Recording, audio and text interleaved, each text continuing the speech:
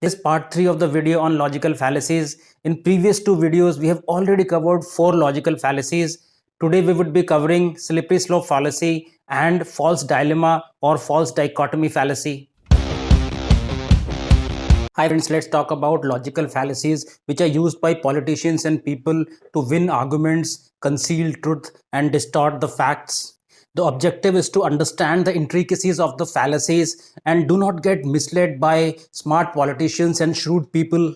The next logical fallacy is slippery slope fallacy. In this, a basic logical argument by using a number of steps is moved or made into a very extreme or illogical argument. So as the name slippery slope suggests, it starts from a single event A, then it goes on suggesting that if event A will happen, then event B will happen. If B will happen, then C will happen. If C will happen, then D will happen, and so on and so forth. So ultimately it gets into a very illogical and extreme argument. So one of the examples of slippery slope would be if the parents do not allow their teenager to go to a party, he would probably say that if it doesn't goes to a party, people will not make friends with him. If people will not make friends with him, they will not share notes to him. If they do not share notes to him, he'll probably get less marks in the examination. If he gets less marks in the examination, he'll not get job in the campus interview.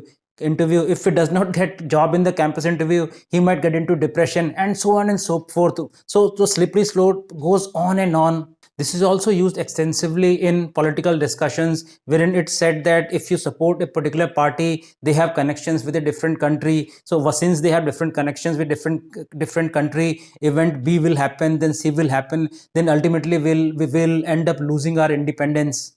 One of the examples of slippery slope is from my college days itself. So when I joined college, and initially I refused to get ragged. So some of the students, so-called smart students from my batch itself, they came across and they said that if you do not have good relations with your seniors, they might probably not share notes with you. If they'll not share notes with you, you'll probably not get good marks during sessionals, and ultimately you have to have good bonding with the seniors to get a good job and so on and so forth. So which surely was absolute rubbish. So as we understand, slippery slope fallacy goes on to suggest unlikely and ridiculous outcomes which has absolutely no evidence. So the final logical fallacy is false dilemma or false dichotomy fallacy. In this, it suggested that you have only two choices, either option A or option B, and you have no intermediate choices. In most of the cases, this is not true.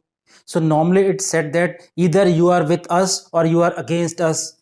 So if you remember way back during Twin Towers attack, George Bush categorically said that either you are with America or you are with Osama bin Laden. This fallacy is also called as black and white fallacy, all or nothing fallacy, or either or fallacy. This fallacy is extensively used in political circles to garner support and mislead people. So if you remember in Delhi elections, Kapil Mishra said that this election is between India and Pakistan. Similarly, during the Delhi elections, Arvind Kejriwal said that this election is between democracy and dictatorship. Similarly, in the case of controversy between Kangana Ranaut and Sanjay Raut, maybe some people might have taken sides, but most of the people still partially agree with both of them. Similarly, in case of arguments, if you are supporting government policies, then you are called as BJP or RSS or Bucks. Or on the other hand, if you are opposing the policies, you might be called as Congress or slaves. We do understand that there's always a middle ground to it. And if you think of it, most of the supporters of BJP were one time supporters of Congress, maybe 60 to 70%. So these were the logical fallacies with which you get misled by them unknowingly. Please use them to analyze and evaluate the argument and then decide upon right and wrong. Thank you so much, friends. Goodbye.